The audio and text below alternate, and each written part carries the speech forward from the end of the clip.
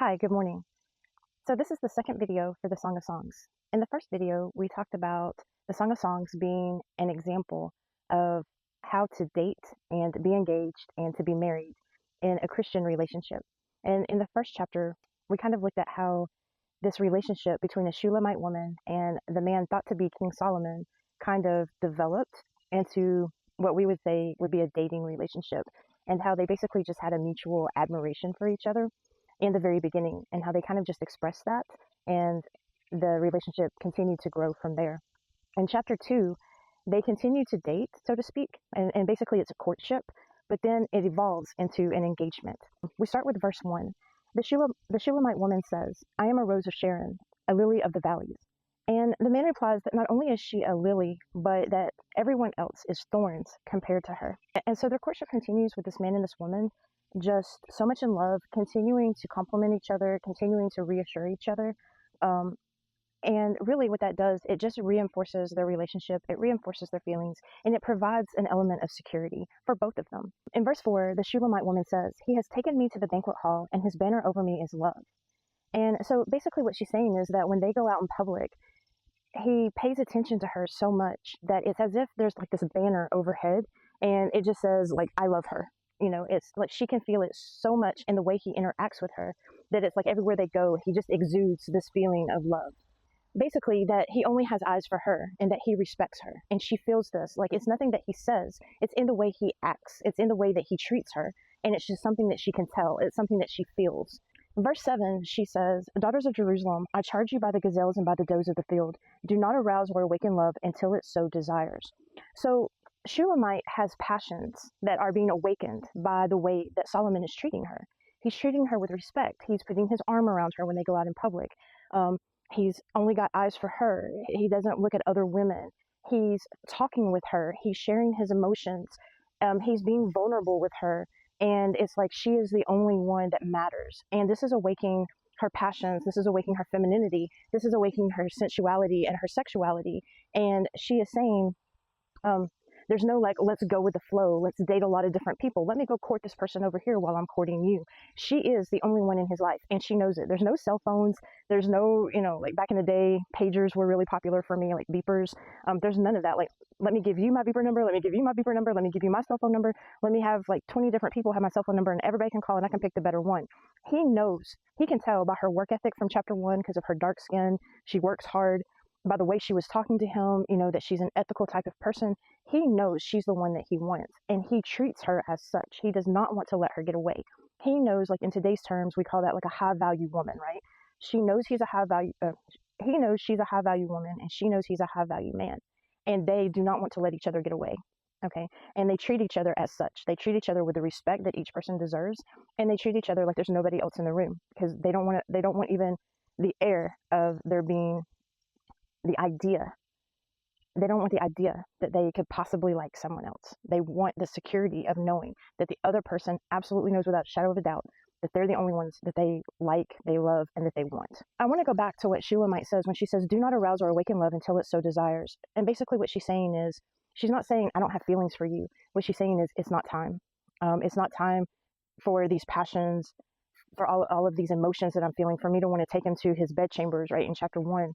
It's not time for all of that. I have these feelings, but it's not time. This needs to kind of die down some.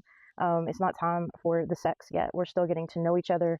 We're not married. Like, this needs to be a God-centered relationship. And nowhere in the Song of Solomon or the Song of Songs does God appear and give anybody a message or anything like that. But they know what is right and what is wrong according to the scriptures, and they are adhering to that. So she's like, I have these passions, I have these intense desires because he's treating me so well. It doesn't have to say a word, but the words that he says are pretty too, and it's bringing all of these passions up inside of me, but I need to squash them. I need to settle them down because it's not time yet. But she very clearly wants him, because right after that in verse 9, she calls him a gazelle or a young stag, and she's following his every move. Like, look, there he is. Look, there he is, right? In verse 10, we see the engagement. She says, "My lover spoke and said to me, 'Arise, my darling, my beautiful one, and come with me. See, the winter is past and the rains are over and gone.'" And what he was saying to her is, we've gotten to know each other. we've gotten to know each other's past and our insecurities, and we've talked it all out, and we've talked about what we want for our future, and we both agree that our future looks secure and it looks bright. And she was talking about her dark skin in chapter 1, and he was saying, you're worried about your skin. I'm looking at your eyes. I think they're beautiful. They're like doves. And so his response, as he continued to talk to her, when he was talking about, we have talked about everything in the past, and the hard conversations, the winter that's in the past. In verse 12, he says, the flowers appear on the earth. The season of singing has come. The cooing of doves is heard in our land. And then a little bit further down, it says, arise, come, my darling, my beautiful one, come with me. So he's like, we've talked about the hard stuff. We've gotten through the insecurities, the little courtship phases. Our love has grown. And now it's nothing but springtime. Look, I can hear the doves on our land. Like, I see the future, and it looks bright, and everything is great. So come with me, marry me. And this is according to her, right? This is her recount of the proposal, basically. And she says yes, because in verse 16, she says, my lover is mine and I am his. So what is Solomon's reaction to the engagement? Because a lot of times men are like, holy crap, I'm engaged. Now what? And in verse 14, he says, show me your face. Let me hear your voice, for your voice is sweet and your face is lovely. So he is blissfully happy. He is blissfully aware of what he has done. It's not like anyone pressured him into it. He wants her. He thinks that her voice is sweet and her face is lovely. And he wants her too. He wants her just as much as she wants him. And he's showing his emotions. He's being vulnerable in his love for Shulamite, and he is not afraid to show it. He's not saying, hey, it's my side piece. He's not like, people are like, oh, I think you like her. She might be the one. And he's like, nah, she's just some girl. He's not trying to get her to have sex with him before marriage.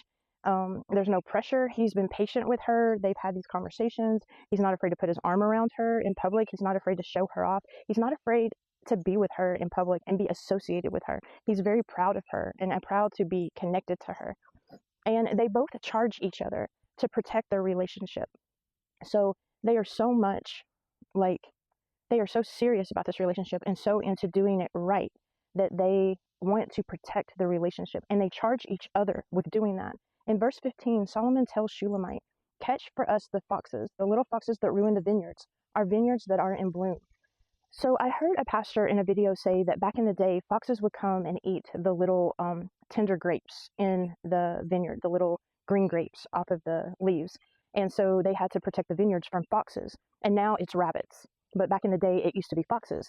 And so he is telling her to protect herself against any sneaky little people that want to come around and snatch her away from him. And in verse 17, Shulamite tells Solomon, until the day breaks and the shadows flee, turn, my lover, and be like a gazelle or a young stag on the rugged hills. And so basically she's saying, until the day we're married, turn from everything that is not me. Like, be like a young stud, right? Be like a young gazelle. And they're known for leaping. They're known for jumping. They're known for running fast. They're known for their adrenaline, and be on guard. They're known for high alert. They see and they hear everything, and everything catches their attention, and they're very skittish. And she's like, do that, run from every little bit of danger, run from every little thing that wants to take you from me. And so you will see a lot of this mirroring of each other, that whatever she says to him, he kind of responds back to her in the same way, but in his own way. And whatever he says to her, she responds back to him, but kind of in her own way. But in this, even though they're saying it differently, they're saying the same thing. And so in that way, they have always been in agreement, in alignment in their relationship, and they continue to move forward in that way. I think that so far what the Song of Songs teaches us about dating, courtship, about engagement is, so far, this couple has not touched each other, right? They have not had sex. There's no premarital sex there. So that's off the table for them right now. They're waiting until they get married. Shulamite is saying, calm those passions down. She's talking to herself, right? She's like, just steady yourself. He's basically doing the same thing, and he's not pressuring her into doing anything she's not supposed to do, right? And the same thing, he's not trying to do anything he's not supposed to do. They're showing each other respect. They're having the hard conversations. They're going out and spending time with each other, making sure that they enjoy each other's company. They are reaffirming to each other how they feel, making sure that they both feel the same way. And they're being honest with each other, right? They're not just trying to say what the other person wants to hear. And then when the time of engagement comes, he is speaking from his heart, and she is doing the same thing. And I think that they have done this from the beginning. And I think that's part of honesty and vulnerability, is speaking from your heart. And you don't say the things that you don't feel just to make someone else feel better, because in the end, you'll just wind up hurting them. So a lot of times I think when people say the things that they think the other person wants to hear, but they don't really feel them, they're trying to save someone from short-term hurt. But what they don't realize is that in the end, you actually give them long-term hurt, because then you wind up being in a marriage that you don't want to be in. And then that has really damaging long-term effects. When if you would just hurt their feelings just for the short term, then you save yourself and them a lot of long-term effects from that. And so you're actually being kinder by being honest in the very beginning. All right, until the next time, may the Lord bless and keep you. May the Lord make his face shine upon you and be gracious to you. May the Lord turn his face toward you and give you peace. I hope y'all are having a fabulous day. I'm having a great day out here by the water, and I'll see y'all next time.